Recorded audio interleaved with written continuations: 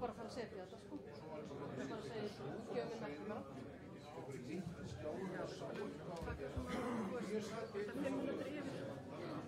Mín er 14, mín er 16.0 og 5 minútur yfir það, því að sumir eru að vinna til 4. Ég meina fólk er að fá sér kaffibólla.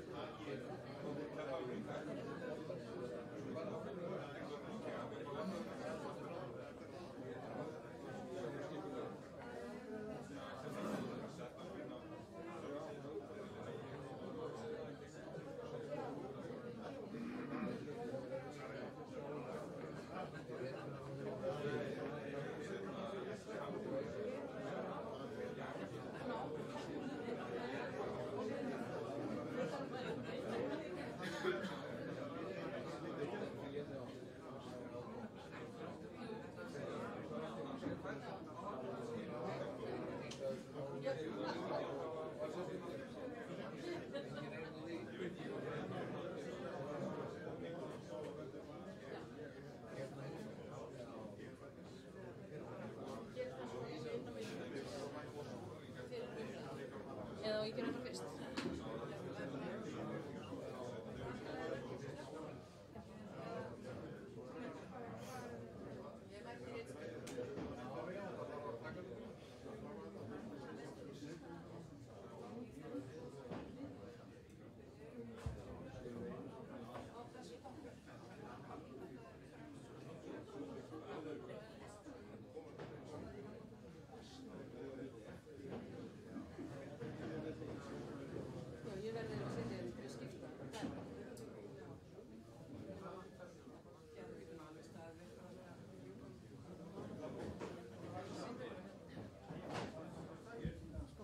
Það er að fyllast inn. Það verður að bæta við stóra byrna. Þú þurftir ekki að hafa ágjörð.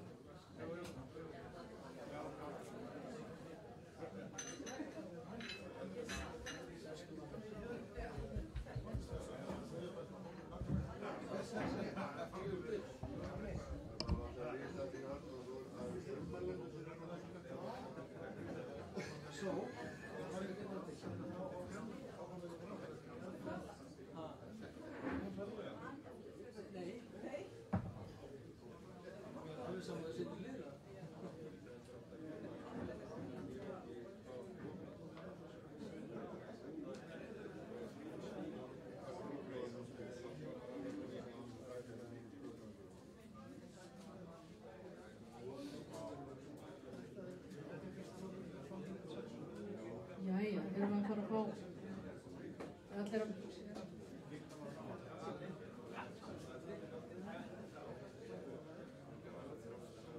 Jæja. Þá er komið svona 6 mínútur sem að er ágætt til að byrja. Við leyfum ekki alveg akademískt korter, tímaplanið leyfir það ekki. Hækka hljóðið. Ok, ég þarf kannski bara að tala aðeins betur inn í mikrofónu. Ok, halló, heyrist það betur? Ok, gott mál. Góðan dag allsömmul, það er gaman að sjá hversu margir hafa áhuga á raforkumálum á Vestfjörðum sem kemur kannski ekki óvart. Ég heiti Sigríður Kristjánsdóttir, ég er framkvæmdastjóri Vestfjarðastofu og hef tekið að mig fundastjórn hérna á þessum fundi sem Vesturverk hefur boðað til raforkumál á Vestfjörðum undir yfirskriftinni Rafmagnaðir Vestfjörðir. Og þessi fundur er eins og sagt hefur verið, hann er opinn, honum er strengt, þannig að það er einhverjum vonandi að fylgjast með hér í fjarlægð og bjóðum þá líka velkomna á fundi. Hér í dag verður talað raforkukerfið á Vestfjörðum. Það er fyrsta lagi ætla Ragnar Guðmannsson, forstöðumaður stjórnstöðvar Landsnets að tala flutningskerfið, áskoranir í rekstri og flutningskerfi á raforku á Vestfjörðum. Elías Jónatansson, orkubússtjóri, Orkubús Vestfjarða, þarf að tala styrkari stoðir í raforkumálum. Birna Lárusdóttir, upplýsingafulltrúi Vesturverks, ætlar að tala Hvalárvirkjun. Hvað viltu vita Hvalárvirkjun? Er yfirskrift hennar erindis. Að loknum þessum 3 erindum er boðið upp á umræður til það bil 5:30 og eftir það býður Vesturverk upp á léttar veitingar til 6 og þá þarf að vera búið og mér sagt að rýma salinn því að hér á eftir mæta 100 konur sem að taka við hér í salnum. En við hjá Vestfjarðastofu sem er nýstofnuð eining höfum sett orkumál sem ein af 4 stoðum og hefur mikinn áhuga á þessu verkefni vegna þess að eins og allir vita sem hér er inni þá skipta orkumál okkur miklu máli og það er þess vegna sem við féllumst á og vildum taka þátt í þessum fundi í dag og við höfum meðal annars sett forveru Vestfjarðastofu, Fjórðungssambandið og Atvinnutrónafélagið höfðu frumkvæði að því að fá óháða orkusérfræðinga til að koma með hugmyndir eða tillögur varðandi flutningskerfið með tengingu nýrra virkjana innan Vestfjarða með áherslu á að fá samanburð á kostnaði við jarðstrengi og loftlínur og áhersluna er alltaf á hringtengingu raforku til að orkan nýtist hérna fyrir vestan. Það er svona verið áherslan hjá okkur en ég ætla ekki að halda hér tölur, heldur eru hér góðir og menn sem vita meira orkumál en ég. Ég held að það er eitt enn sem ég vildi vekja athygli á, það er þessi fallegi bæklingur hérna, hann liggur frammi á hringborði svona þegar þið bröltið út úr salnum að kýpa með ykkur einu eintaki því að hér eru miklar upplýsingar Hvalárvirkjun. En ég ætla ekki að hafa þennan inngang lengri og vil bjóða Ragnari Guðmannsinni, forstöðumanni stjórnstöðvar Landsnets að koma hér og ræða flutningskerfið á Vestfjörðum.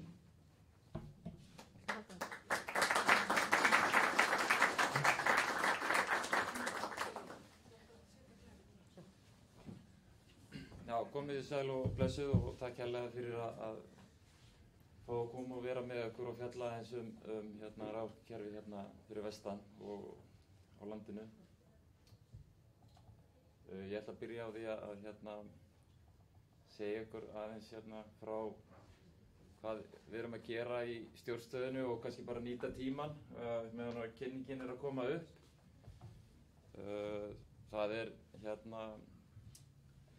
svona 3 megin hlutverk í stjórnstöðinni, þar sem að meðal annars áætlanagerðin þar sem að við samræmum allt viðhald í raforkukerfinu og það er unnið á dagvinnu tíma. Síðan erum við með 2 vaktir sem eru framleiðsluvakt og flutningsvakt og þetta er allt að koma hérna. Eftir smástund kemur kynningin hérna upp á skjá.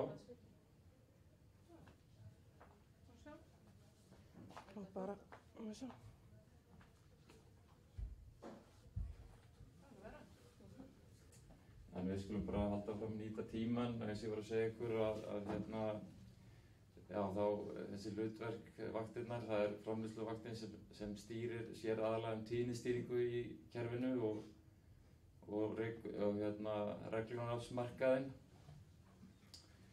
og flutningsvaktin sér spennustýringu meðal annars og það er starfsmenn í stjórnstöð, þeim er skipt niður á svæði þannig að við erum að leitast við að hafa góða tengingu við okkar viðskiptavini sem er náttúrulega gríðarlega mikilvægt að fá feedback og eins og sérstaklega á svona fundi eins og hérna að það er gríðarleg þekking sem að býr í öllum þeim sem koma og eru að starfa út landið í raforkugeiranum og samtal er mjög mikilvægt, þannig að það er gott að taka samtali við þá sem að hafa þekkinguna á svæðisbundnum kerfunum og það er gaman frá því að segja að það hefur verið einstaklega áhugavert að vinna með orkubúinu. Hér liggur mikið reynsla og það eru miklar áskoranir í rekstri raforkukerfisins hérna fyrir vestan eins og þið flest þekkið að þetta byggðalínan fer hringinn í kringu landið og vesturlínan hérna vestur þar sem að eru mjög erfitt landsvæði að fara og tíðar truflanir og þá reynir á og hér er mikil þekking til dæmis á eyjarekstri og fást við að keyra varaaflstöðvar og tæknin er greinilega eitthvað aðeins að stríða okkur en við bara nýtum tímann og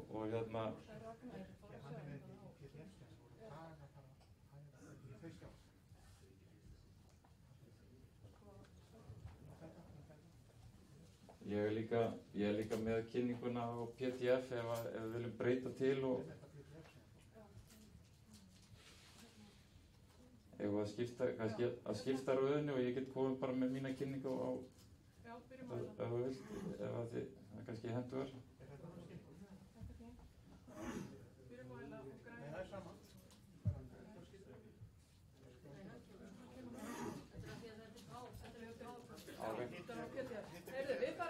Við erum aðlögunar fær og svissum yfir í Ella meðan við lögum þetta. Fyrirgefðu Ragnar.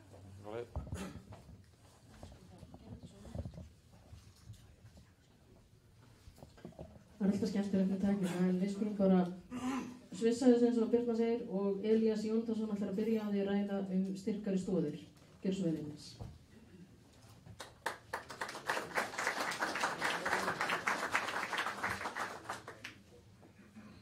Góðir fundamenn og fundarstjóri, ég vil nú byrja á því að þakka fyrir að fá að koma hér og vera með smá kynningu styrkari stoðir. Það var ekki ætlun mín að skipta landsneti út af, þeir komast inn á aftur á eftir að hann Ragnar kemst inn í leikinn aftur. Heyrðu, ég að spá í hvort að þú vilji vera á skiptiborðinu fyrir það. Já, ég get alveg vera. Eða rétta mig bara músuna. Já, þú reynd. Ég get verið hvort heldur svona. Takk fyrir það. Er ekki á að gera það að skipta? Nei, skipta það.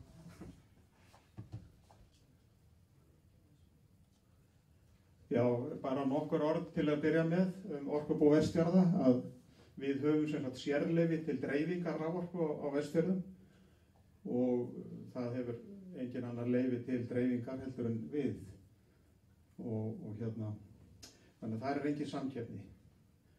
Við erum hins vegar á samkeppnismarkaði í framleiðslu og sölu á raforku. Orkubú Vestfjarða er líka langstærsti kaupandi raforku á Vestfjörðum. Fólk áttar sig kannski ekki á því vegna þess að við flytjum mikið af orkunni inn á Vestfirði og aðalega þá frá Landsvirkjun, kaupum að Landsvirkjun en líka af fleiri orkufyrirtækjum. Og öllri þessari orku er síðan dreift okkar kerfi.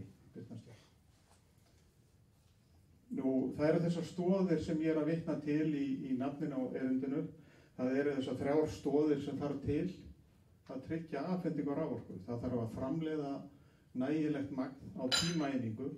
Það er ekki nóg að framleiða bara orku, það þarf að framleiða mikið magn á tímaeiningu til þess að hafa aflið í að keyra kerfið.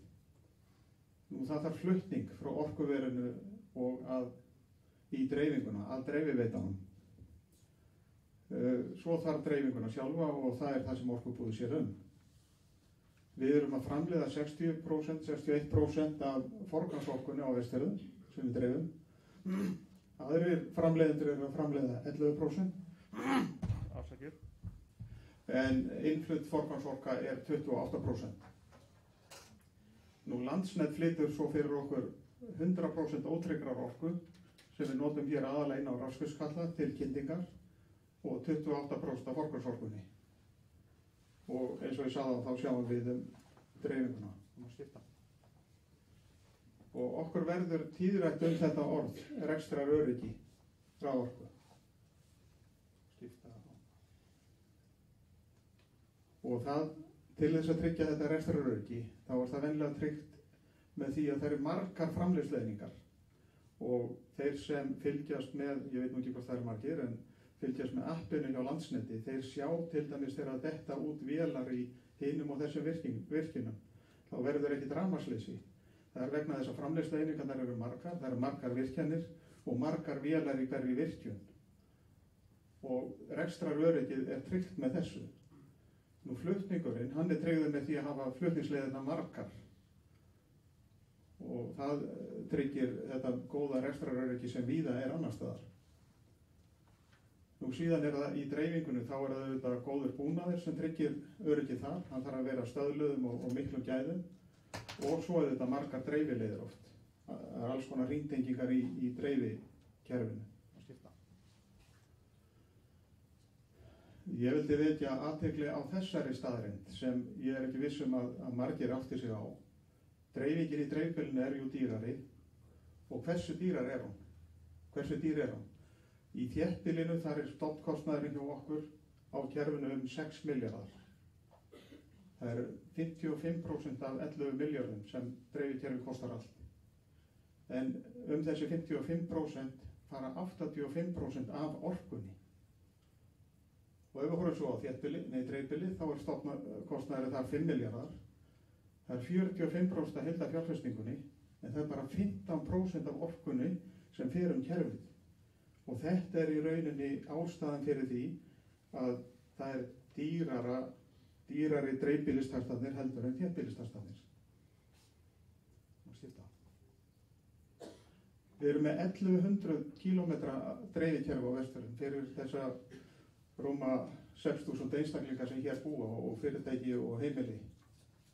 Og við erum með 5-falda fjárfestingu í dreifbýlinu á móti þéttbýlinu. Við sjáum það að dreifa hverju megavattstund í þéttbýli kostar 32 milljónir en 152 milljónir í dreifbýli. Og við getum orðað þetta þannig að öryggið og kostnaðurinn tógist á. Við höfum verið í jarðstrengjavæðingu á undanförnum árum í dreifbýlinu. Við menn þá eftir 400 kilometra í því kerfi. En það er í sjálfur sér mjög fáir notendur sem er eftir. En kostnaður er því meiri, það eru 2 milljarðar sem við ætlum að setja í kostnað áður en við náum þessu heim og saman.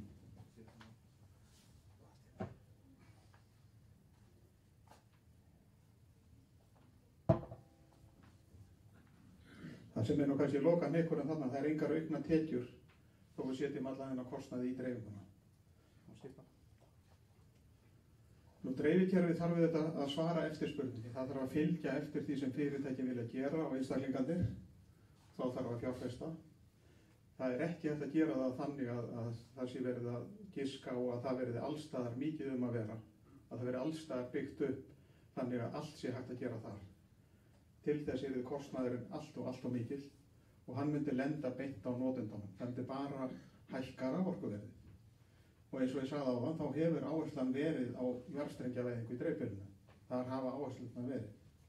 En við þurfum auðvitað að gæta þess núna þegar að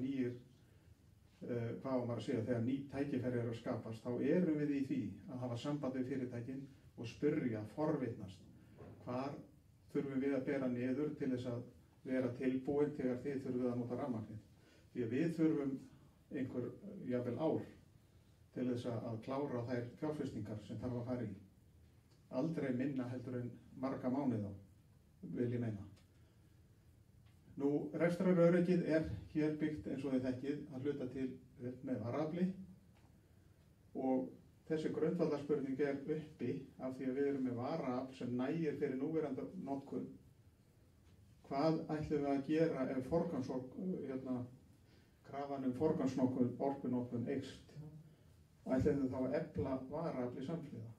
Ætlum við að setja fjárfestinguna þar eða ætlum við að gera eitthvað annað sem nýtist alltaf varaafli nýtist bara þegar einhvað bjátar á og skipta.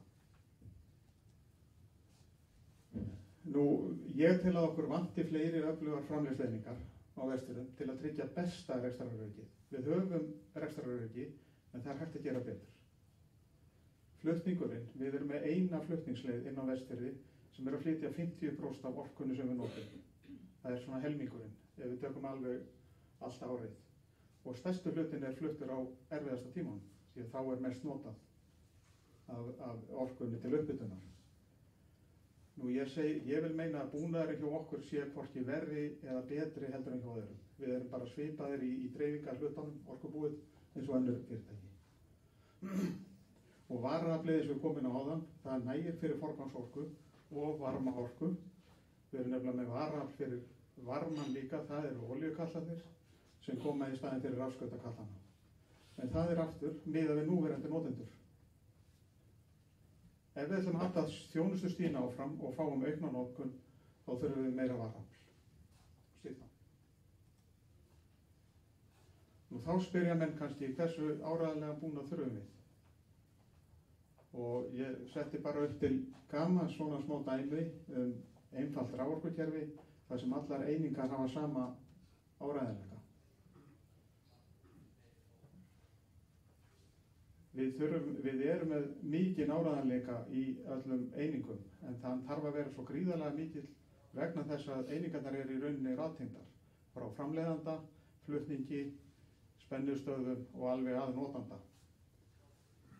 Ef við værum með einingar sem væri bara með 99% öryggi, ég segi bara, sem mörgum finnst örugglega mikið, 99%, þá væri í þessu einfalda kerfi rafmagnslaust 677 klukkustundir á ári. Þannig að 99% er þarna langt frá því að vera nægilegt. Og góður búnaður, hann dugir kannski skammt þegar að gera fárviðri. Og gagnvart mistökum, við gerum öll mistök, þau eru mannleg. Hérna setti ég þetta upp í töflu að kanni, þið sjáuð hérna þessar einingar sem ég kalla í kerfinu. Það er virkjun, flutningslína, tengipunktur, flutningslína, aðvitaðstöð, spennustöð, götukassi og heimtök. Og ef það er 100% öryggi, þá erum við alltaf með rafmagn. Ef það er 99,9% öryggi, þá er rafmagn 8.683 stundir á ári, rafmagnslaust 77. Ef við ferum í 99% öryggi, þá erum við 677 stundir rafmagnslaust. Ef við værum með 95% öryggi, þá væri nú bara rafmagnslaust 3-4 mánuði á ári. Þetta er svona til að vekja athygli á því að við sækjum ekki endalaust í öryggið með því að fá alltaf flottari og dýrari og öruggari komponenta. Það er einhver mörk á þessu. Þess vegna þurfum við 2 leiðir. Þess vegna þurfum við margar virkjanir og margar vélar og styrna. Þetta er bara grafísk útlistun á þessu sama og við þurfum ekki að fara yfir þetta. Þetta er raunin það sama og var þarna í töflunni og þið sjáuðu öll hvernig þetta breytist gríðarlega við það að öryggi minnkar. Hérna 99,9% og hérna 99%. Það var skipta. Nú, hérna eru rauntölur frá rekstrinum 2017. Áreiðanleika stöðullin hjá okkur er 99,981%.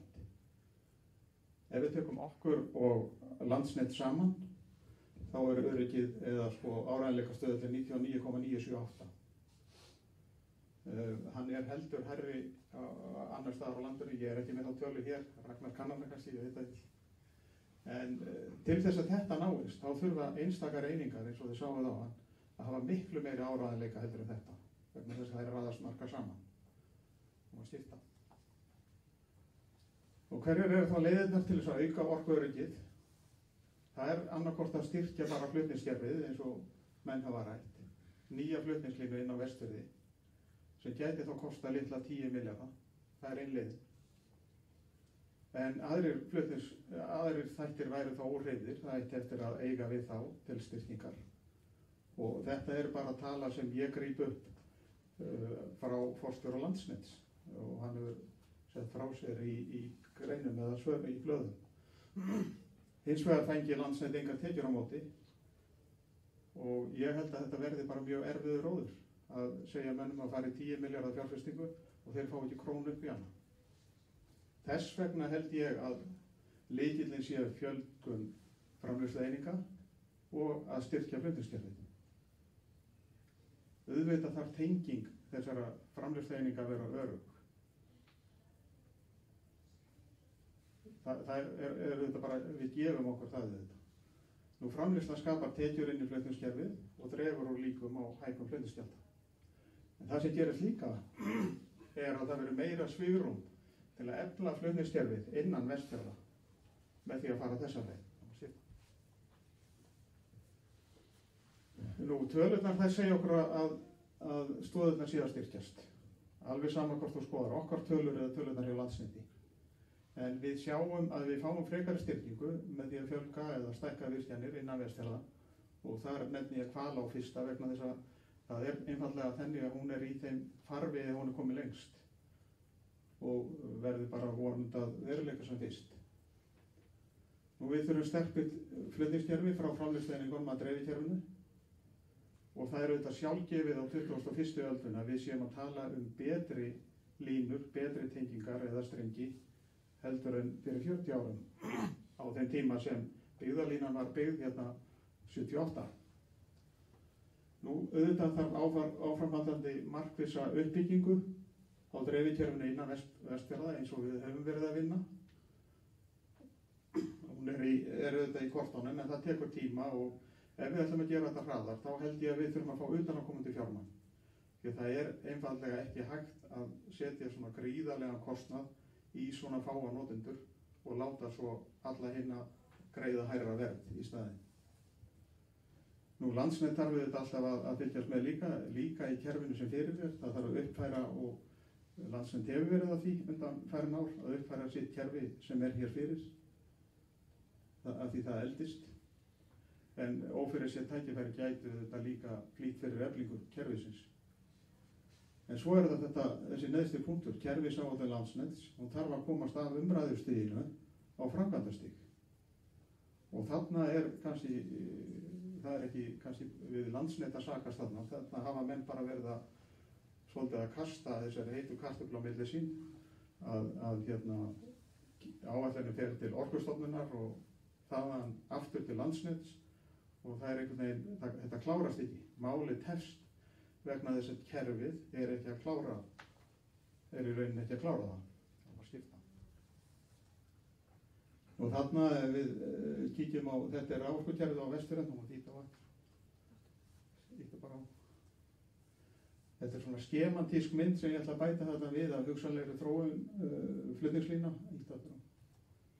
Og það er fyrsta lagi þessi hringtenging á 66 kV. Þá erum við að tala að tengja saman, eða Landsnet öllu heldur, stærstu byggðarkjarnana og þetta er í kerfisáætluninni eða drögunum sem er í vinnslu á dýpar. Og þið sjáu þarna er að bætast við í rauninni lína og ítti bara aftur og það er að myndast þessi hringur þannig að það kemur 66 kV hringur þarna sem við köllum Mjólkárhringinn eins og nefnd og síðan er Varálfsstöðin í Bolungarvík, þarna er hringur líka, hann er fyrir í dag. Þessi hringur sem tengir þá Varálfsstöðina meðal annars við þetta. Þennan stóra hring sem er helstu þéttbýlisstaðarnir á Vestfjörðum. Nú síðan hefur verið rædd þessi tenging þarna frá Nauteyri að koma þarna inn á Vesturlínu sem væri þá tengingin frá Hvalá væntanlega og þeim virkjunum sem þarna eruðu. Í framhaldinu. Það er bæði Skúfnavatnavirkjun og Austurgil og það verður auðvitað líka möguleiki að fara svona í þetta en ég vek athygli á því að við höfum ekki orkubúið hér ekki að teikna þessar línur. Þetta er eitthvað sem sérfræðingar Landsnets fara yfir og fleiri að ákveða hvernig þessar tengingar skuli líta út. Aðalmálið er að fá tengingar, góða tengingar inn á þennan hring hér. Það er stóra málið og í það einu sem nefnd að það er styrking mjólkálínu einu sem nefnd, þá sjáum við þarna sem gæti þá verið með jarðstreng á köflum, þá erum við komnir með þennan hring þarna. Þetta þýðir í rauninni með svona stóra virkjun inni að þá að það rofni hér Geiradalslína eða jafnvel annars staðar að byggðalínu hringnum sem við köllum alveg í Hrútatungu. þá skiptir það okkur miklu minna máli vegna þess að við höfum aflið innan Vestfjarða.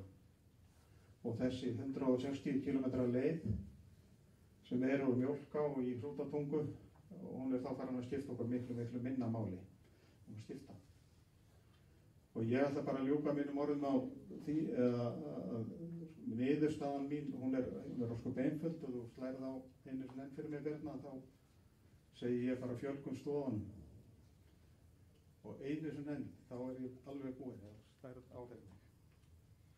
Takk fyrir.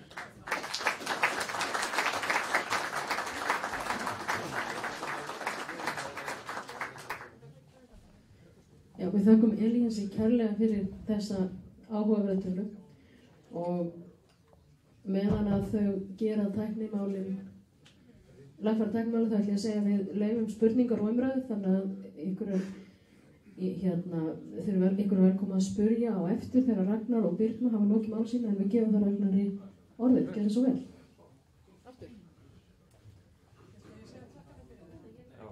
Já, takk fyrir kærlega. Og ég ætla bara að viðurkenna að trúlega hef ég klúrað þessu með að senda PDF-skjal á Birnu í staði fyrir PowerPoint, en þetta gerir bara lífið skemmtilegra þegar ekki, það var svona svissaðis aðeins. En já, ég var aðeins byrjað að segja eitthvað frá því sem við erum að gera í stjórnstöðunum og endilega heldur bara áfram með á músinni og mútt að halda áfram. Sjáum við svona aðeins inn í stjórnstælinn hjá okkur þar sem vaktmaðurinn á framleiðsluvakt er að horfa á skjáinn og það hafa orðið töluvera svona framþróun í kerfisstjórn og sýn okkar á raforkukerfið. Við erum með mjög svona dýnamískt og krefjandi kerfi í heild og skiptir miklu máli að hafa góða sýn og við erum með hágæðamælingar sem að hjálpa okkur við að reka kerfið og leggjum mikla áherslu á rekstraröryggi og persónuöryggi og notendina sjálfsögðu í forgrunni og höldum endilega áfram bara með kynninguna. Samskipti eru svona lykil þáttur í rekstri raforkukerfisins og eins og ég kom inn á áðan að þá hefur við átt mjög góðu samstarfi við Orkubúið og þeir eru til fyrirmyndar í því hvernig viðbrögð í truflana tilvikum og rekstrarreynsla sem býr á svæðinu er gríðarlega mikil og það er til fyrirmyndar að hvernig samskiptin fara fram og þetta samtal sem þarf að vera við rekstur svona krefjandi kerfis og aftur og er náttúrulega persónuöryggi eins og þið sjáið í fyrsta sæti og tetrakerfið og öryggisfjarskiptakerfið í sjálfu sér er einn af þessum grunnstofum sem þarf að vera fyrir hendi. Við skulum íta áfram. Og við notum þjálfunarhermi til þess að þjálfa okkar mannskap og bjóðum okkar viðskiptavinum að koma og þannig að við erum að leggja mikla áherslu á þjálfunarmálin í stjórnstöðinni og hjá Landsneti. Endilega ríkt á það. Og sjáum við svona yfirlitsmynd einfalda mynda af flutningskerfinu eins og Elías kom vel inn á áðan þá er staðan svo að ég tók að ganni bara yfir vetrarmálina hvernig flutningurinn er frá Hrútatungu inn á Vesturlínu. Það er töluvert mikið afl sem er að koma inn á svæðið og það er einmitt þessi óbalans sem á sér stað þegar truflanir verða sem eru mest krefjandi og valda þá straumleysi og höldum áfram.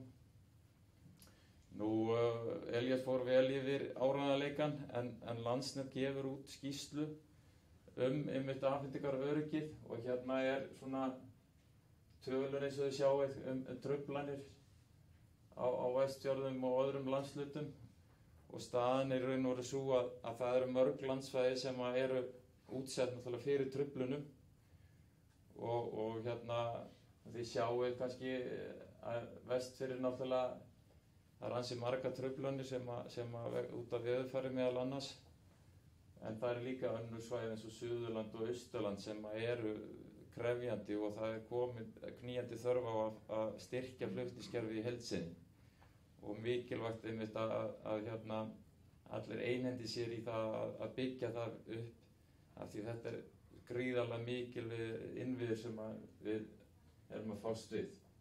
Og þessa skýrslu er hægt að nálgast á heimasíðu Landsnets og ég hvet ykkur endilega til að kíkja í hana. Þá höldum áfram.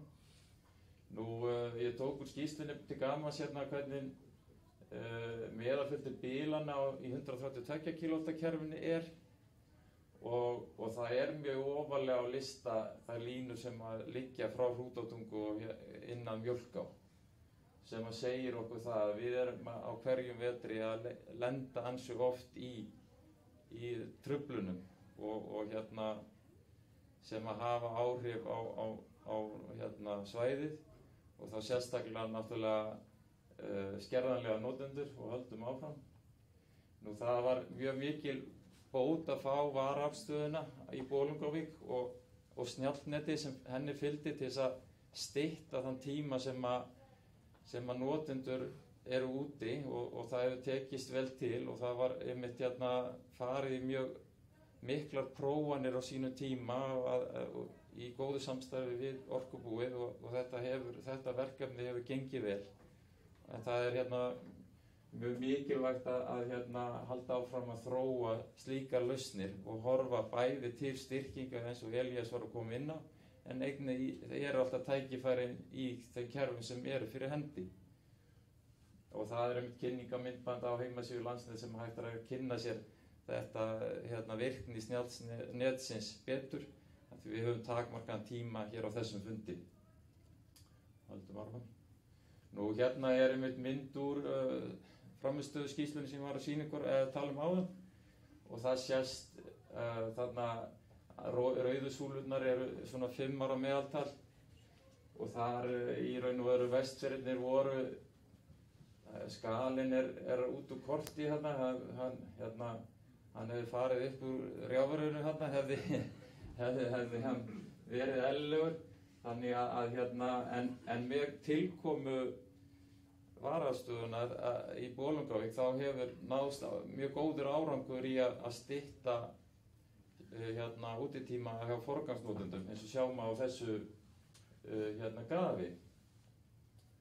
Þannig að varaaflstöðin hefur greinilega skilað sínu hlutverki eins og því eflaust kannist við sem að búið hér á svæðinu. Og höldum áfram. Og íttum svolítið bara hressur á svona, já, varðandi svona þessar tæknilausnir sem ég var að nefna, þá er búið að vera töluvert þróun í stýringum og meðal annars þessar hágæða stýringar og þetta stýrikerfi sem við höfum verið að þróa hjálpar okkur til þess að auka afhendingaröryggi í raforkukerfinu og þar hefur við fengið til liðs við okkur viðskiptavinna eins og til dæmis álverin sem að við í dag notum til stýringa. Það er að segja, tökum einfalt dæmi, ef að leysir út vél í kerfinu þá er álver eins og hjá Norðuráli að lækka við sig álag og búa til svigrúm fyrir vatnsaflsvirkjanir til þess að regla.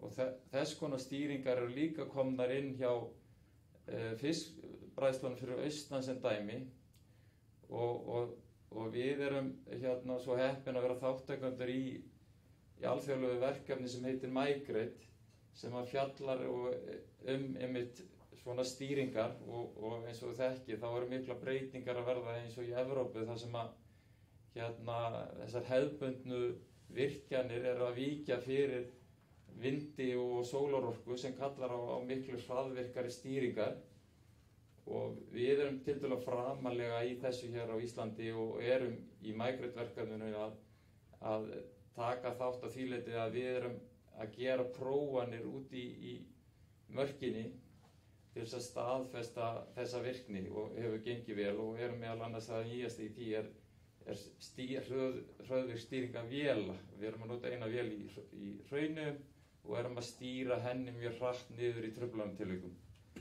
Þannig að það eru tækifæri bæði í bara tækniþróun og í styrkingum og við þurfum að vinna vel saman til þess að bæta einmitt afhendingaröryggið og höldum áfram.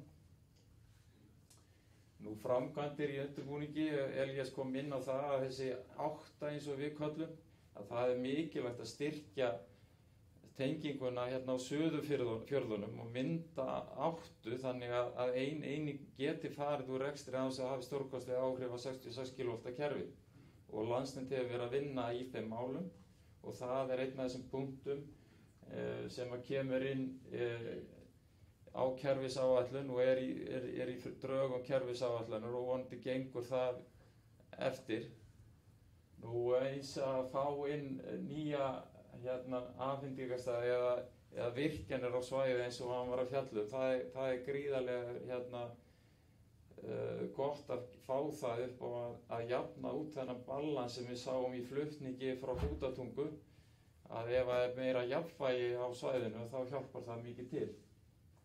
Og við skulum halda áfram. Nú til þess að taka þetta saman að þá eru krefjandi aðstæður hérna á svæðinu, en í öllum krefjandi aðstæðum eru töluverð tækifæri og við þurfum bara að vinna vel saman. Nú Snjallnetið hefur aukið rekstraröryggi gríðarlega mikið. Nú við þurfum að virkja samvinnu og taka samtali, það held ég mikilvægt að leggjast á eitt og klárlega aukin framleiðsla á svæðinu mun bæta afhendingaröryggið. Takk kærlega fyrir.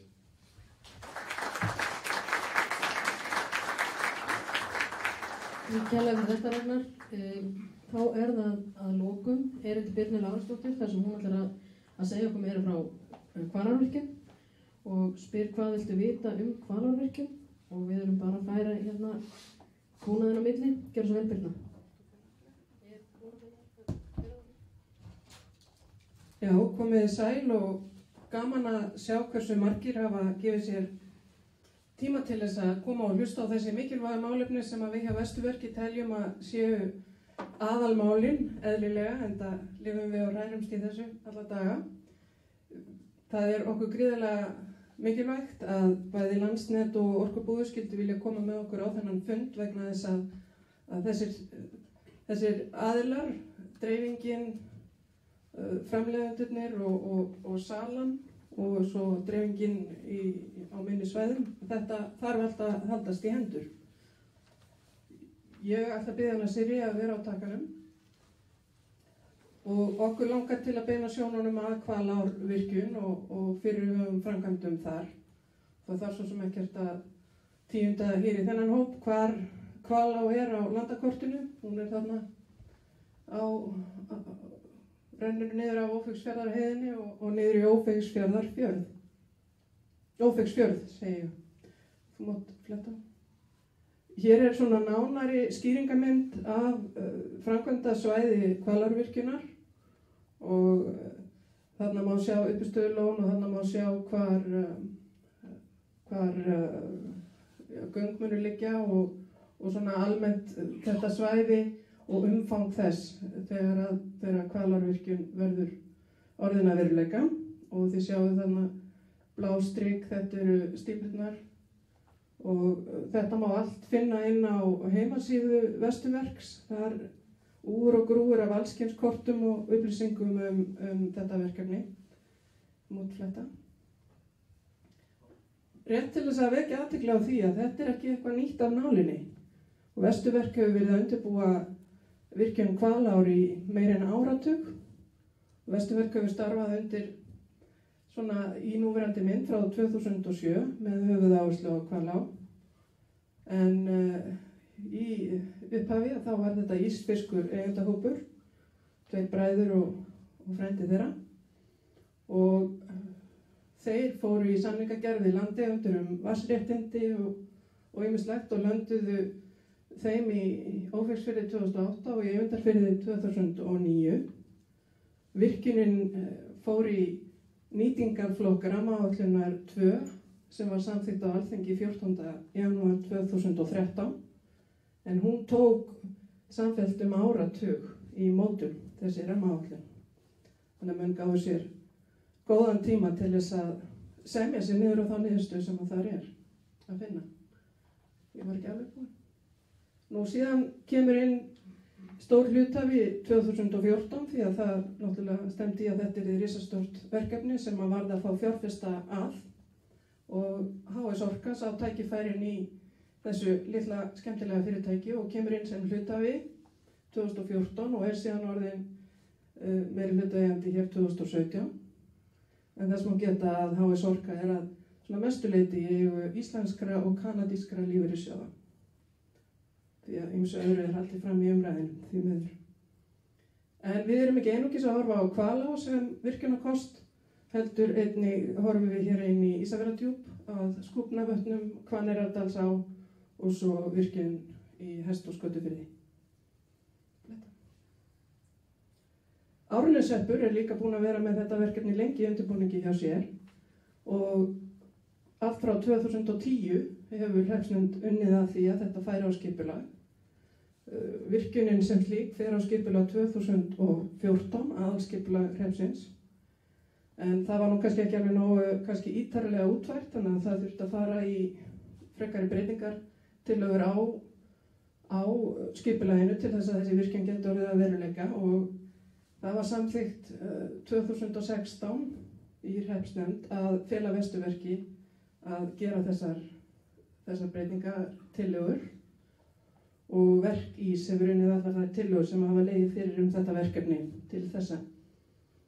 Og það gerðist síðan í lok janúar, 30. janúar til að vera alveg nákvæmur, að hreppsnefnd samþykkir fyrri hluta skipulagsbreytingana sem að lúta fyrst og fremst að undirbúningi framkvæmda. Það eru vinnubúðir, efnistaka og svona vegagerð sem að þarf til undirbúningsrannsóknum, eins og til dæmis bara að komast upp á heiðina og taka kjarnasýni, svo dæmis tekið. Og við erum að bíða eftir staðfestingu skipulagsstofnunar á aðalskipulaginu og fyrir ekki hægt að sækja framkvæmdaleyfi til hreppsins fyrir en það skipulag hefur verið staðfest og þá tekur hreppsnefnd það til afgreiðslu og eftir atvikum veitir framkvæmdaleyfi. Nú við sitjum svo sem ekkert auðum höndum á meðan að við bíðum. Við erum að vinna að næstu skrefum sem eru seinni hluti breytingartillagnanna og það eru tillögur sem að innihalda þá í rauninni sjálfa virkjunina, frekari veglagningar, hlaðhús og svo gestastofu sem að hugsuð sem bæði aðstaða fyrir ferðafólk og svo starfsmenn Vesturverks á framkvæmdatíma. Og þarna eru við með hugmyndir að reisa bara mjög myndalegt hús, fallegt inn í umhverfinu sem að einkaaðilar gætu þá áhugasamir tekið að sér að reka sem ferðaþjónustu og upplýsingasetur eða hvað sem bara til að þjóna gestum og gangandi á svæðinu. Og þessar tillögur sem að nú verið að vinna að, þær fara þá sömu leið og þær fyrri, það kynningarferli, afgreiðsla hreppsnefndar, staðfesting skipulagsstofnunar aftur, bíða og svo mögulegt framkvæmdaleyfi afgreitt. Bara rétt til að sýna ykkur þetta svona myndrænt að það mikið búið að vinna á undanförnum mánuðum og árum. 2016 var gefin heimild til þess að vinna þetta og í 2 ár búið að vera að vinna þessu hörðum höndum og þið sjáu hver við erum þarna á rauður línunni. Þarna höfum við raunin ekki haggast síðan í febrúar. Við bíðum enn. Og það má fletta. Rétt svona fyrir alla áhugasama svona lykiltölur, þá komum við nú að skulla þessu upp. Ég ætla að geta að lesa þetta, en þetta eru svona stóru stærðirnar í þessu. Uppsettaaflið 55 megawatt sem að flestir þekkja. Þetta mun kosta litlar 21 milljarð. Þegar allt tekið og þarna má alltaf 350 ársverk verði til á framkvæmdatíma og ef að allt gengir nógu óskum, þannig erum við nú bara í bjartsýniskasti þegar við vorum að semja þessar glærur við Gísli Gunnar Gaukur að áætla að hefja orkuframleiðslu 2022 en við erum nú svo sem alveg raunsæ.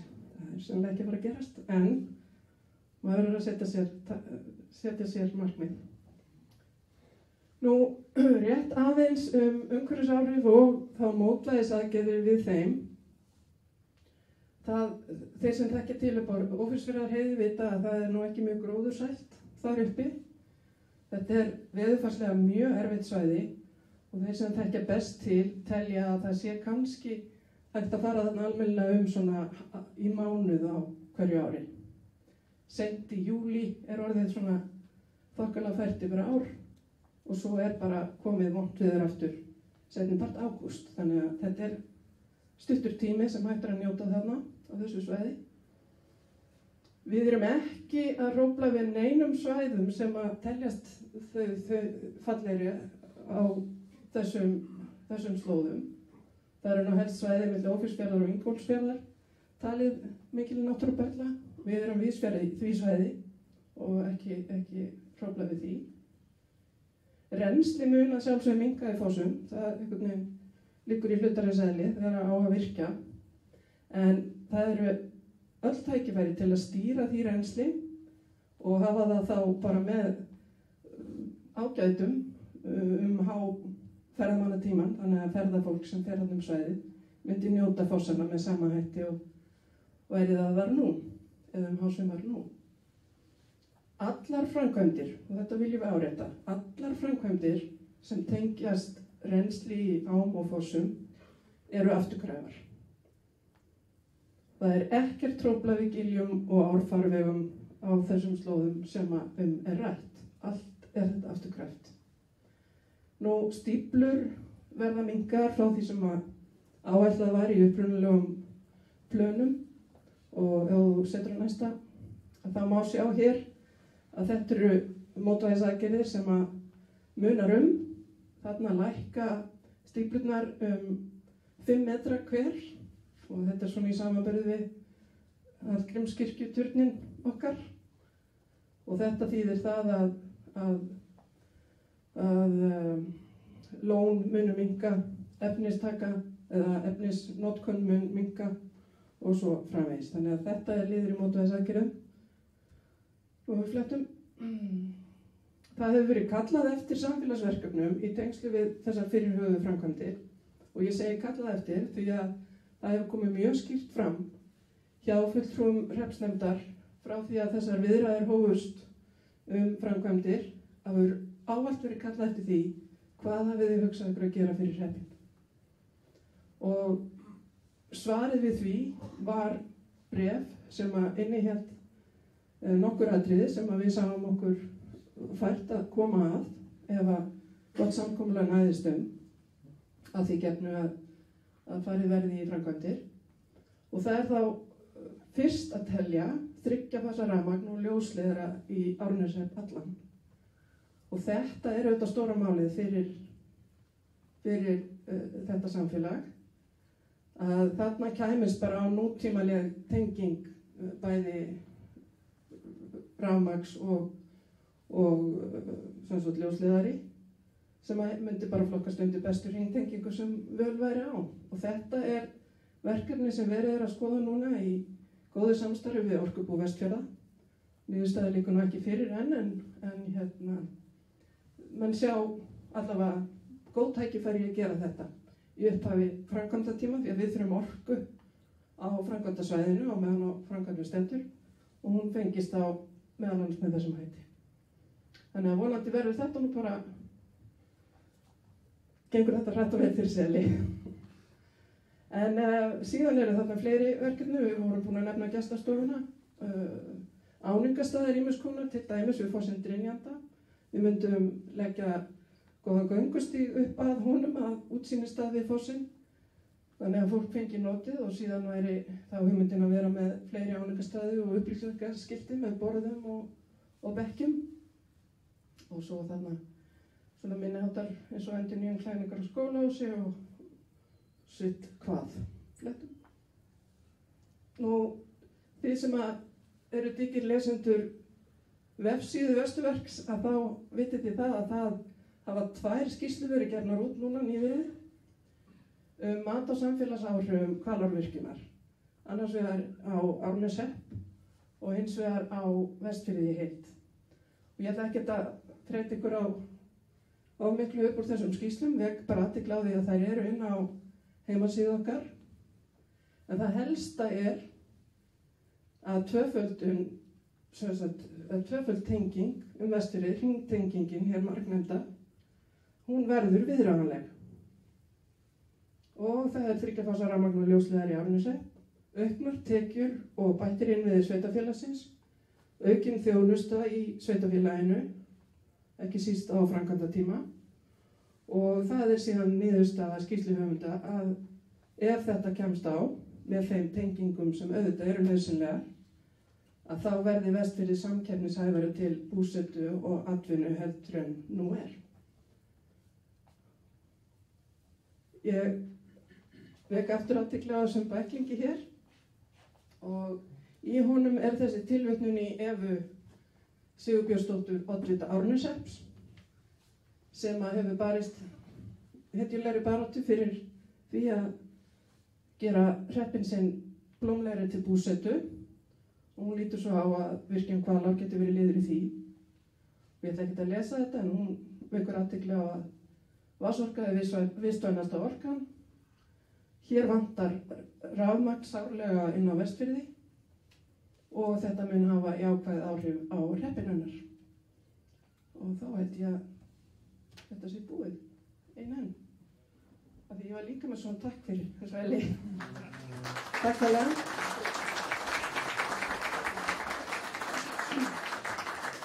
Áður en ég gef sér í orðið þá langar mig að spila fyrir ykkur smá myndband því að þannig að Sirri meðal annara aðstoðaði okkur í Vesturverki við að koma skoðunum fólks á framfæri áhrif Hvalárvirkjunar fyrir Vestfirði eða hvaða þýðingu fólk teldi að Hvalárvirkjun gæti haft fyrir samfélag okkar hér á Vestfjörðum. Við leituðum til forsvarsmanna ýmissa fyrirtækja og við leituðum til sveitarstjórnarfólks og íbúa og hér má sjá hluta þess afraksturs og þetta 5 mínútur að lengd og ég vona að þið njótið. Gjörið svo vel.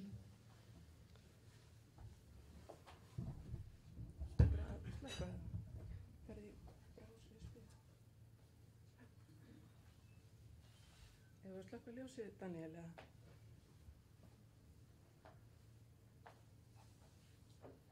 Það sést nú sennilega bara ágætlega. Er þetta svona?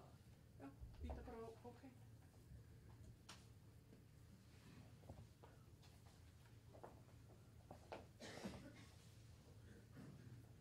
Ég held að það sé alveg augljóst að með tilkomu Hvalárvirkjunar að þá lagður einn steinninn í viðbót í áframhaldandi uppbyggingu á Vestfjörðum og ekki síður öryggi fyrir okkur Vestfirðinga hvað varðar raforku.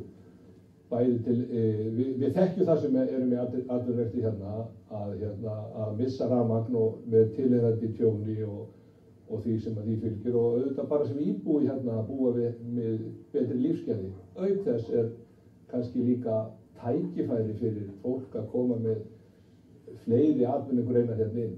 Tala ekki fiskeldi þó ég ætla ekki að ræða það. En hvað var atvinnulífið í heild sinni í dag sem hérna fyrir? Tvímælalaust öryggi. Og ég skil ekki þessa umræðu sem hefur verið núna undanfarið þessa Hvalárvirkjun. Því ég tel að ef eitthvað gott fyrir Vestfirði, þá sé það leið gott fyrir Ísland. Þegar við horfum á raforku öryggismálin, þá Hvalárvirkjun algjör forsenda fyrir því að hér verði betra raforku öryggi. Við höfum 2 valkosti, annars vegar að sækja þessa peninga til ríkisins eða þá inn í þessa framkvæmd sem skapar gríðarlega mikla flutningstekjur í raforkukerfinu og ég held að það sé miklu líklegri til árangurs að gera það heldur en að sækja peninga til ríkisins. Til dæmis að þessi orkuskipti, alls konar, að það meira og meira hlutum sem gert á rafmagni í dag. Við getum vel séð það fyrir okkur að innan einhverja ára væru fiskiskip keyrð áfram að rafmagni eða bara alls konar smáiðnaður í miklu meira mæli heldur en nú og rafmagni virðist vera framtíðin þannig að skortur á rafmagni mun þýða hnignun. Raforku öryggi, það skiptir öllu máli fyrir fiskeldi og sérstaklega þá í þeirra uppbyggingu sem við erum í dag. Við erum að fjárfesta í dýrum hátækni búnaði sem þolir illa raforkutruflanir og ef það verður rafmagnsleysi og allt þetta út til dæmis í segaldastöðinni hjá okkur í Tálknafirði þá eru þetta dælur og annað sem að halda fiskinum á lífi og það verður bara gífurlegt tjón ef það er ekki í lagi. Varðandi Hvalárvirkjun að þá auðvitað bindum við Vestfirðingar vonir við það að ef henni verður að við fáum þá hringtengingu hérna Vestfirði og hvað það fyrirtæki sem ég starfa hjá varðar að þá þýðir það auðvitað bætt afhendingaröryggi. Við höfum allt of mikið búið það að það sé útsláttur á rafmagni hjá okkur sem að trufla starfsemina og veldur okkur auðvitað fjárhagslegu tjóni. Síðan náttúrulega annar þáttur í þessu að við erum að brenna jarðefnaeldsneyti sem náttúrulega kannski, hvað við segja, svolítið gamaldags þar sem að við búum yfir endurnýjanlegum auðlindum sem við ættum auðvitað að nýta í staðinn. Úrbætur í raforkumálum hafa lengi verið eitt helsta baráttumál Vestfirðinga, svona fyrir utan samgöngunar. Virkjun Hvalár er liður í sjálfbærri orkuframleiðslu svæðisins, sem er mikilvægur þáttur í uppbyggingu til framtíðar á atvinnulíf og samfélagi. Vestfjarðastofa telur því virkjun Hvalár vera mikilvægan þátt að því gefnu að allar tengingar svæðið séu tryggðar. Ég held að styrkleikar okkar og forskot okkar Vestfirðinga felist fyrst og fremst í því að nýta náttúruna á sjálfbæran og skynsaman hátt. Og ég held að það sé akkurat saga sem við viljum segja okkar viðskiptavinum, gestunum okkar og okkur sjálfum. Og Hvalárvirkjun rýmar mjög vel inn í þá sögu. Þetta er umhverfisvæn vatnsaflsvirkjun, nútímaleg og eitthvað sem við þurfum til að byggja upp samfélag í sátt við náttúru og menn. Ef við virkjum Hvalárvirkjun, leggjum línu yfir Ófusselaheiði og síðan koma virkjanir til viðbótar, Austurgilsvirkjun og Hestfjörður, Skötufjörður og jafnvel fleiri inn á þetta allt saman. Þá erum við konum með hellingsraforku, við getum skaffað Sunnlendingum og öðrum landsmönnum ef einhver óáran sem hefur alltaf gengið yfir til dæmis Karlagís eða eitthvað, þá getum við hjálpað þeim með rafmagn með skort eitthvað og perur, þau sjáum til. Það er svo margt.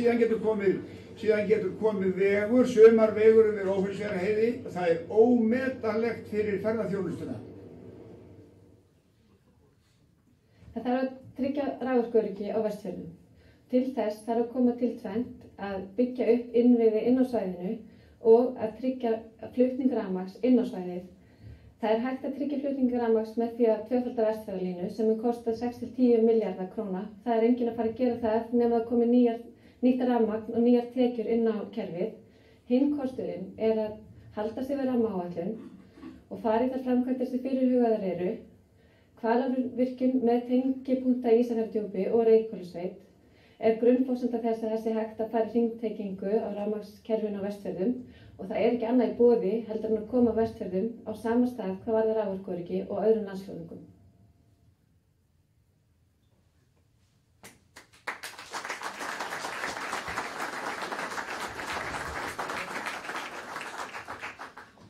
Þannig að blandast engum hugur það sem horfir á þessi myndbönd hver skoðun þeirra sem þarna töluðu er. En þessum erindum þá lokið en við ætlum að gefa orðið laust í smá stund. Ég vil vekja athygli á því að hér í salnum eru stjórnarmenn, stjórnarformaðurinn Ásgeir Margeirsson Vesturverks, framkvæmdastjóri Gunnar Gaukur og allir stjórnarmenn Vesturverks ef ég skil það rétt. Auk þeirra gesta sem hér hafa talað í dag. Ég vil þá bara gefa orðið laust og Gísli Halldór hefur beðið orðið fyrstur. Gjörðu svo vel, Gísli. Takk fyrir þessar kynningar. Ég langaði að spyrja Elías, Jónatans. Í fyrsta lagi eitthvað í Evrópureglunum sem að skyldar okkur til að hafa þessi dreifikerfi aðskild fyrir þéttbýli og dreifbýli frekar en að hafa þau eitt dreifikerfi. Svona þegar við förum að útdeila gjöldunum. Og í öðru lagi varst að sýna okkur framtíðaráform eða framtíðarsýn Landsvirkjunar yfir tvöföldun Vesturlínu. Veistu hvaða rök þeir hafa fyrir því að gera þessa tvöföldun alla vestan megin Glámu? Er það vegna þess að þeir eru með einhverja fortíðarsýn að Ísafjarðardjúp verði alltaf eins og það hefur verið í fortíðinni og eigi sér enga framtíð? Eða einhver önnur rök, náttúrurök eða annars slíkt? Veistu eitthvað þau rök? Gjörðu svo vel, Ólafur. Já, ég vil byrja á að þakka fyrir þessi ágætt erindi sem við fylgta á í dag. En það fer vist ekkert á milli mála eins og tala var ekkert áðan að Hvalárvirkjun heitasta kartaflan. Og ég langar til að spyrja það, kom þetta svar í erindin hennar Birnu þessar helstu gagnrýni sem hefur komið fram á virkjunina að fossarnir eru hverfa. Ég held að það hefur verið sýnt fram á að svo verður ekki. En önnur gagnrýni sem við höfum verið með hávær líka er að það sé engan veginn víst að þessi raforka eigi eftir að nýtast Vestfirðingum heldur séu aðalega húsið fyrir stóriðju sem á Reykjanesi eða einhvers staðar annars staðar en hér. Og í þriðja lagi, ef að menn leyfa sér að vera bjartsýnir, hvenær er hægt að vonast eftir að þessi margumtala hringtenging geti komið til framkvæmda og komið okkar að gagni? Takk fyrir. Takk fyrir. Ég ætla að leyfa nokkrar spurningar í viðbót. Gjörðu svo vel, Aðalsteinn. Já, ég heiti Aðalsteinn Óskarsson. Ég langar að spyrja bæði Orkubúið og Landsnet. Það er tenging við hvernig þið verður hægt að hafa tengingar við strandir. Það náttúrulega svæði sem það þarf að fá aukna orku til framtíðar og möguleiki að tengja slíka búið til flutningsleið úr tengipunkti á Nautheiði yfir Steingrímsfjarðarheiði eða einhvern annan hátt með flutningsleiðum sem menn hafi í dag. Þannig að við höldum því svæði inn eins og öðrum svæðum á Vestfjörðum og svo til Landsnets og Orkubúsins. Hver er staðan á vali á tengipunkti í innanverðu Djúpið? Hvenær kemur niðurstaða með það mál? Takk fyrir. Ég ætla að leyfa eina spurningu viðbót áður en ég gef ykkur færi á að svara núna og svo leyfi ég fleiri spurningar. Jóhann Bæring hefur beðið. Komið sæl, Jóhann Bæring heiti ég og er vélstjóri á Ráðhúsinu Gunnvör, Landvirkjunni þar. Það sem ég hjó eftir í máli þeirra hjá Landsnet og Elíasar er að þeir tala hvað afhendingaröryggið hefur batnað í fjölda klukkustunda. En hvað hefur stoppum fækkað mikið? Eða hefur þeim eitthvað fækkað? Því að þar sem að ég vinn, þá þýðir hvert stopp 100 manns stopp í 10 mínútur. Hvort sem að stoppið er 1 mínúta eða lengur. Það var alltaf 10 mínútur eftir að rafmagn kemur á aftur lágmark þar sem ég er með 100 manns stopp. Takk. Takk fyrir. Elías, myndið þú vilja byrja og svara því sem eftir að þér frá Gísla Halldóri og bæði Aðalsteinn og Jóhann Bæring? Já, takk. Ég ætla að byrja á því að svara þessu með Hnífsdal. Þetta er auðvitað nákvæmlega það sem við ræðum oft að þó að við höfum fengið varaflstöðvar og við séum fljótari með rafmagnið einu og straumleysismínútum fækki, þá eru stoppin auðvitað mjög slæm, sérstaklega í þessum framleiðslufyrirtækjum sem geta verið lengi að jafna sig bara við eitt stopp. Ég er ekki með tölurnar tiltækar, ég tel þó að þeim hafi fækkað og höfum verið með tiltölulega góðar tölur á síðast ári, en ég er ekki með það tiltækar. En auðvitað er þetta það sem við glímum við alltaf, að reyna að fækka stoppunum. Þess vegna er svo mikilvægt einmitt að fá fleiri en eina tengingu til þess að losna við þetta.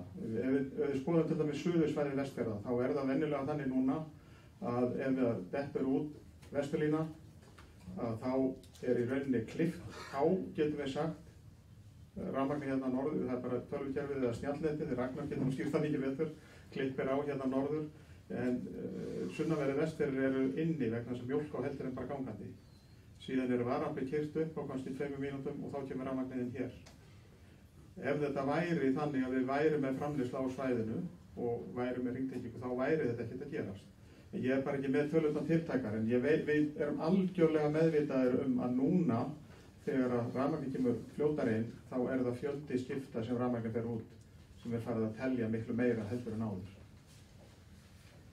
Varðandi það sem Gísli kom inn á dreifbýlið og þéttbýlið, þá þetta þannig að við erum alltaf bara að vinna eftir íslenskum reglugerðum. Þannig þetta. Og það sem, ef maður bara tala sem Vestfirðingur, þá finnst manni það í sjálfu sér ekkert endilega eðlilegt að þeir sem búi í þéttbýli á Vestfjörðum eigi endilega að taka á sig hærra raforkuverð, bara þessir 5.000 sem í þéttbýlinu, vegna dreifbýlis á Vestfjörðum. Af því þetta samfélagsverkefni, Íslendinga. Það bara þannig. Og ég hefði miklu frekar vilja sjá að það veri tekið á þessu á landsvísu ef það á að fara að jafna raforkuverð, sem ég myndi fagna mjög, því að mér finnst þetta alveg jafn óréttlátt eins og öðrum, þó að reglurnar séu svona. En mér finnst það ekki réttlátt að það ég bara hækka rafmagn og Ísafirði að því við þurfum að leggja lögn að sveitabæ inn í Djúpi. Það heldur ekkert í rauninni sanngjarnara heldur en það að þetta dreifist bara á alla í landinu. Þannig að það svona til þess að svara því. Varðandi hvernig línurnar verða lagðar, flutningslínurnar, Ragnar getur komið miklu meira inn á það.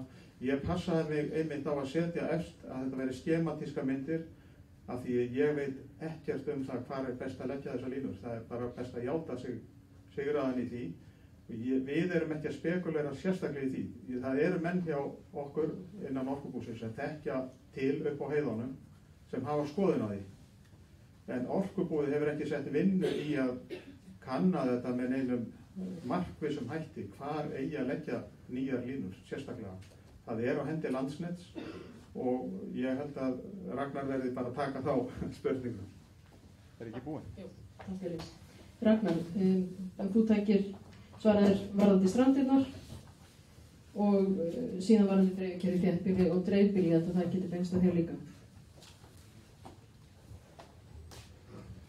Já, varðandi kannski bara fyrst varðandi tengistæðin að þá náttúrulega bara greining að vinna í gangi og það þetta ekki mitt sérsvið þannig og því ég held að það sé bara mikil gerjun í þessu, það ekki búið að lenda þessu, þannig að en klárlega bara já, þetta ýmsir valkostir sem í boði og það þarf bara að vera samvinna það að taka þetta í réttum áfangum, þannig að rekstraröryggi batni, það ekki, ég held að alltaf í svona framkvæmdum að þá þó að við séum góða framtíðarsýn þessar hringtengingar, þá tekur þetta tíma og það mikilvægt að byrja rétt og koma svona réttri framtíðarsýn á blað. Nú, ég held að kannski koma inn á varðandi straumleysin og þessi fjöldaskipta sem var til umræðu, að við erum mjög meðvituð það að þetta náttúrulega mjög óþægileg stað og ekki óskastað að lenda í að þurfa að grípa til þess aðgerða að eins og Elías kom inn á að taka norðurfirðina bara út og keyra varaaflið inn og stundum það þannig að þetta sleppur til ef álagsforsendur eru þannig. Það vill til þannig í fyrra að það búið að vera tölvar svona framkvæmdir í gangi í flutningskerfinu. Það var til dæmis verið að bæta við spenni í Mjólká sem að styrki flutning inn á svæðið og allar svona framkvæmdir hafa áhrif varðandi bæði það að það eru aukna líkur á mannlegum mistökum fyrir utan það að það inngrip í kerfi og það veldur oft því að það verða skerðingar hjá notendum á skerðanlegum flutningi. Þannig að og síðan var líka vinna hjá okkur á Landsneti sem var þess eðlis að var flókin aðgerð í tengivirkjunni Mjólká sem var óþarlega mikið af truflum á síðasta ári. Þannig að þó maður get ekki lofa neinu í þessu efnum að ég allan að sú típan að lofa mér að vera svolítið bjartsýnari varðandi framhaldi og eins og ég kom líka inn á í erindinu og það eru líka ákveðin tækifæri í því að þróa þessar tæknilausnir áfram sem við höfum verið með, að gera enn betur og kannski að stíga enn betra skref í snjallnetinu. En já, hvað var eftir spurning? Tengingarnar á Ströndum? Já, ég var að játa mig sigraðinn í því, ég veit ekki alveg stöðun á því hvernig það verður, sko. En já, þannig ég var að segja pass við því. Ásgeir Margeirsson hefur óskað eftir að svara Ólafi Halldórssoni. Gjörðu svo vel.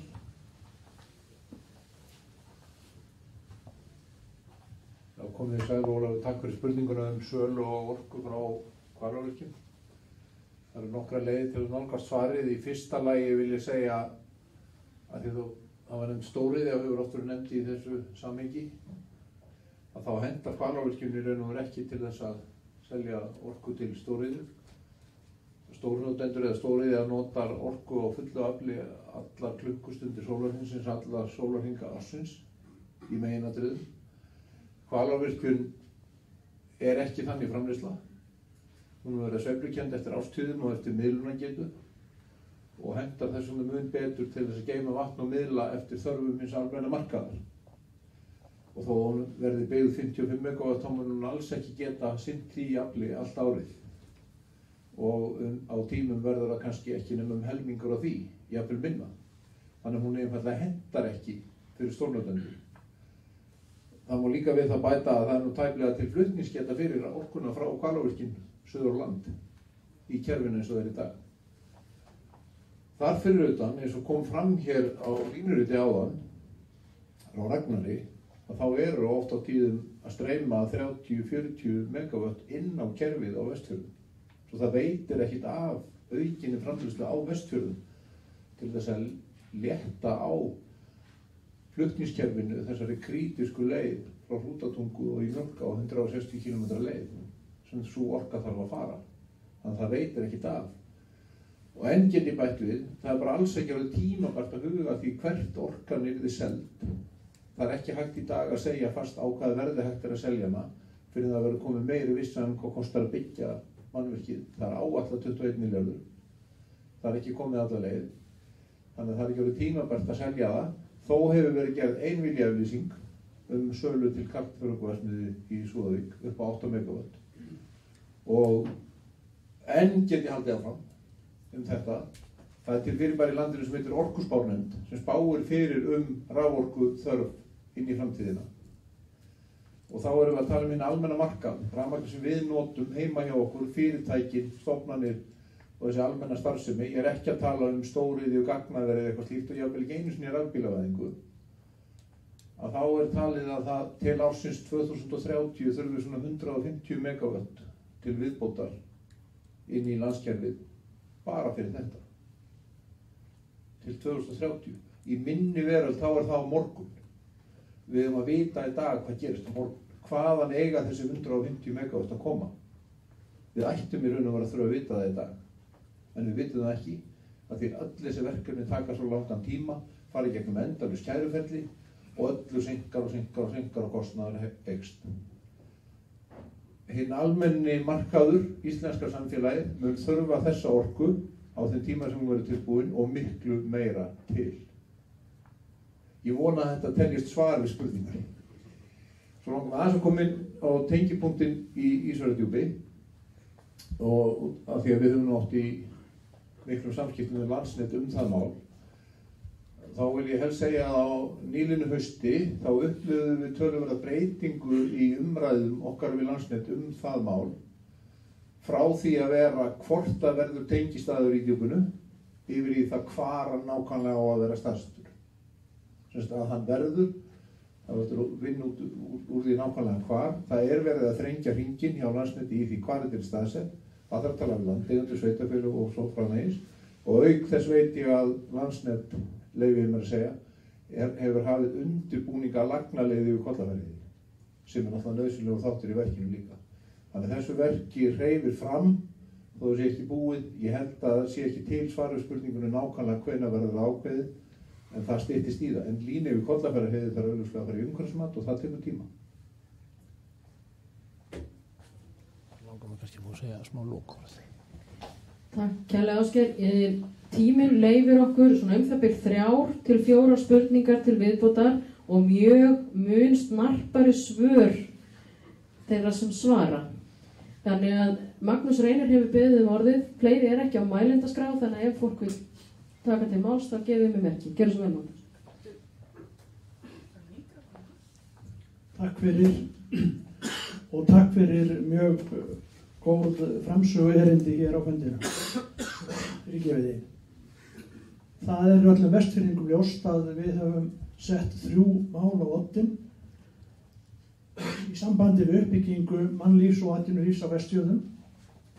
Það raforka, það fiskeldi, það vegasamgöngur.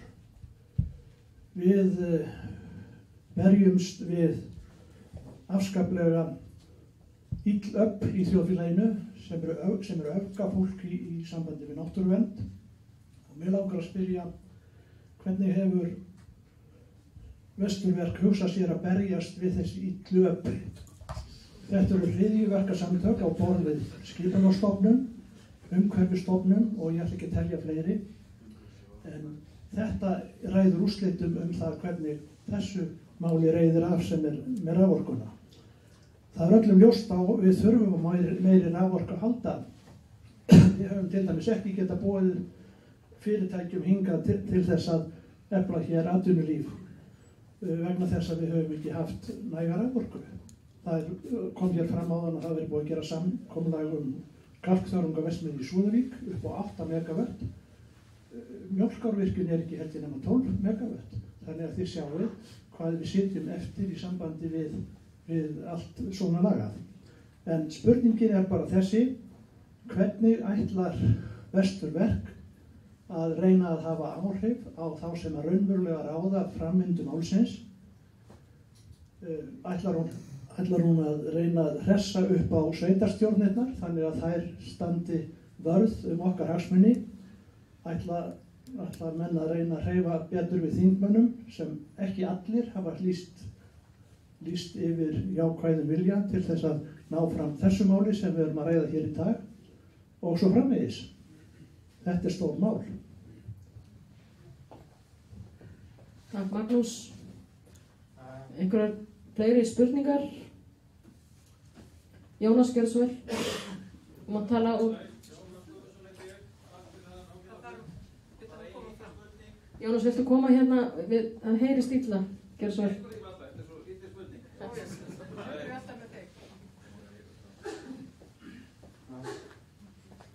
Já, fyrst ég kom hérna upp þá var ég að bæta annari lítið spurningu. Fyrsta spurningin einfallega mun hugsanleg ný sveitarstjórn geta haft einhver áhrif á þessi áform sem er unnið að.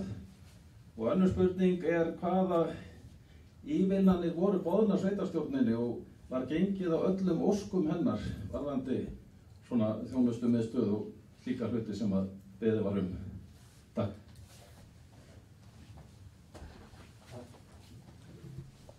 Ein spurning til viðbótar. Aðalsteinn, gjörðu svo vel. Já, ég kemur úr símanum, það ekki hérna skilaboð til orkubúsins. Hvernig með hringtengingar í dreifikerfi orkubúsins? Þess hugsun til Reykhólasveitar, hugsun til Stranda. Þannig að það líka bætt í dreifikerfi, öryggi þess. Þú getur kannski fært stuttlega þá ég. Þá mælendaskrá lokað og ég ætla að bjóða Elíasi að byrja á andsvörum og ég held að það hef ekki verið beint spurningu til Ragnars og svo allar Ásgeir að svara og loka þessum fundi. Gjörðu svo vel Elías. Já, ef við kemum fyrst inn á hringtengingar, það er sama sagan þar og í kerfinu hjá Landsneti. Allt snýst peninga, hvað eigum við að setja mikinn kostnað í að hringtengja og hvað eigum við að draga mörkin. Það hægt að fjárfesta endalaust, það er mjög dýrt að hringtengja staði og þess vegna hefur verið farið svo leið að í dreifbýlinu að fara frekar í jarðstrengi og hringtengja jafnvel ekki, sérstaklega á minni svæðum. Og þannig byggist upp öryggið. Við erum mjög víða með varaflstöðvar þannig að menn standa ekki upp í rafmagnslausir en það er ekki sérstök áform slíkar hringtengingar.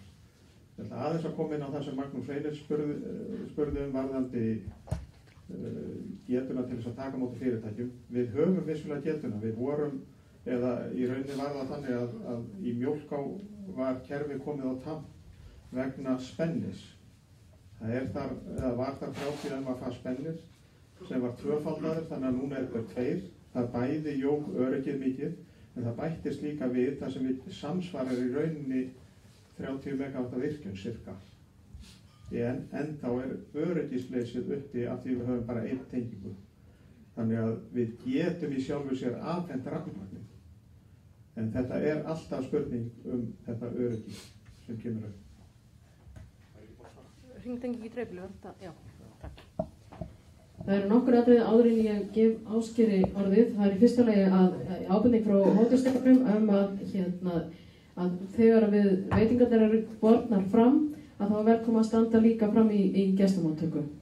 Hitt það að forsvarsmenn Vesturbergs vilja þakka kærlega fyrir Jakanum TV sem hefur strengt þessum fundi og já, ég held að það loki þessu og vil ég gefa Ásgeiri Margeirssyni til svara Magnúsi Reyni og Jónasi og síðan loka þessu. Takk kærlega fyrir. Takk fyrir.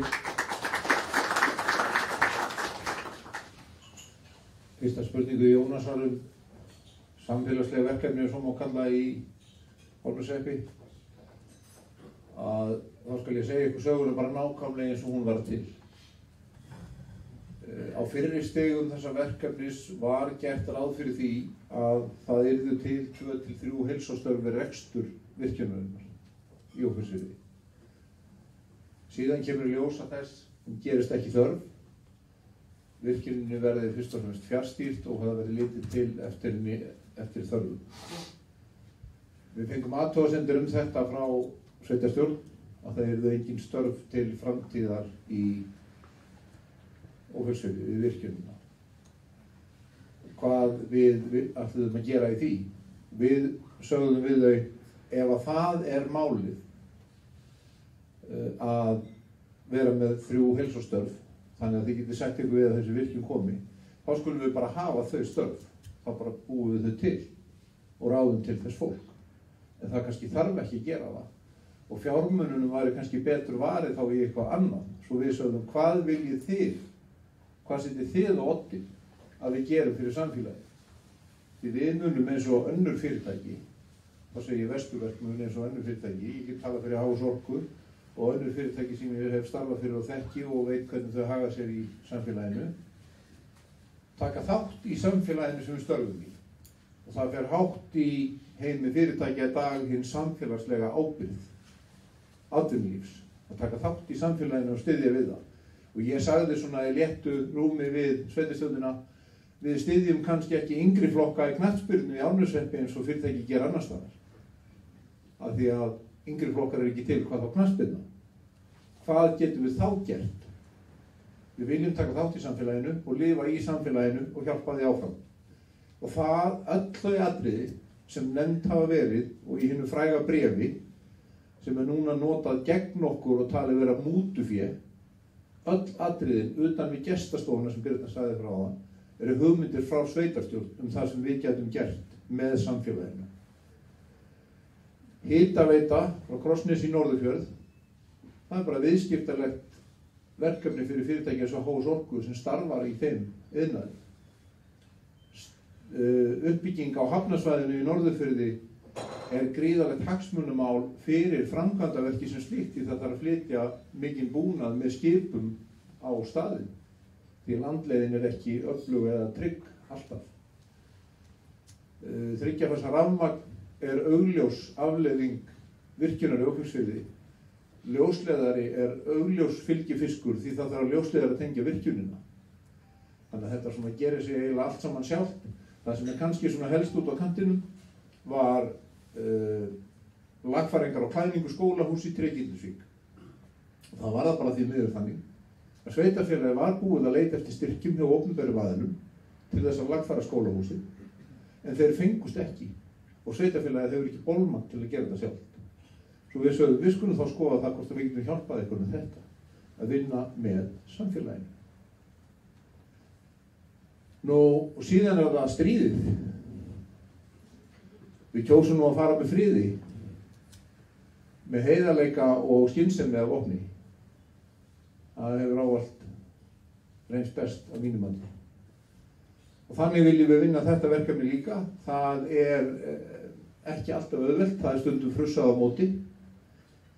En við höldum þessum sjónarmiðum á lofti, líkt og hefur komið fram hér í máli Birnu, kemur fram í bæklingnum. Samfélagið þarf einfaldlega á þessu að halda. Það ekki gilt í mínum huga þegar fólk að andmæla því og segja að það má ekki virkja þarna eða það má ekki virkja þarna. Og það sagt við öllum hugmyndum á meðan að samfélagið þarf þessu orku sem ég var að tala áðan og vitni raforkuspá. Og ég ekkert að tala stóriðju, heldur bara samfélagið eins og það vex. Það verið að byggja allt land og byggja mikið. Það verið að byggja hótel, íbúðarhúsnæði, atvinnuhúsnæði og alls konar. Bara beinlínis alls konar. Þetta þarf allt saman ramman. Og þetta þarf töluvert mikið ramman. Það verður ekki til í Smúrum. Það þarf að framleiða það einhvers staðar. Það ekki gilt sjónarmið að segja að það má ekki virkja þarna, má ekki virkja þarna, það má ekki virkja þarna. Það heldur ekki gilt að segja ég vil bara eitthvað annað. Það verður komið lausnir og taka svo upplýstar ákvarðanir hvar á að gera þetta og hvar ekki. Við fylgjum því sem ég kalla stundum leikareglur lýðræðisins. Það stjórnkerfi í landinu, það ríkisstjórn, það sveitarfélag, það skipulagslöggjöf, það lögum nánast allt.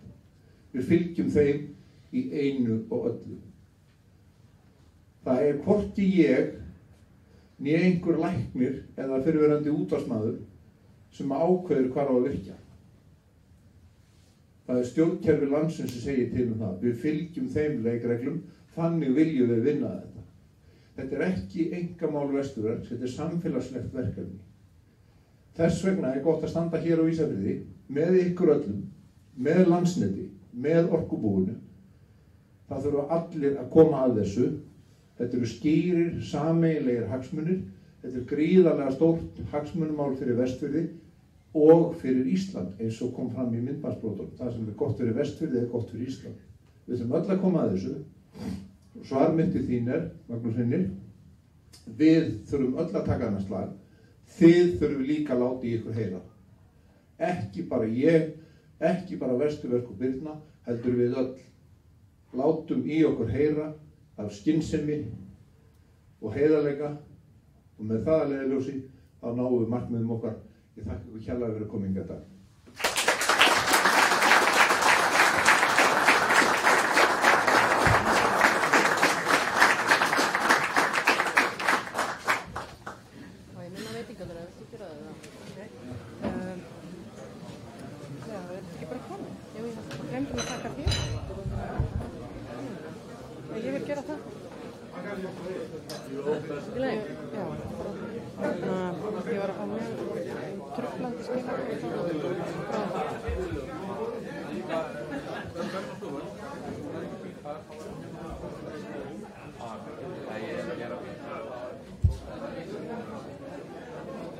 Flogið, Ragnar? Ég vona það, þetta ekki bara annars gerir ég bara. Þetta getur, ég veit ekki, engin fleiri hérna sem að alltaf söður?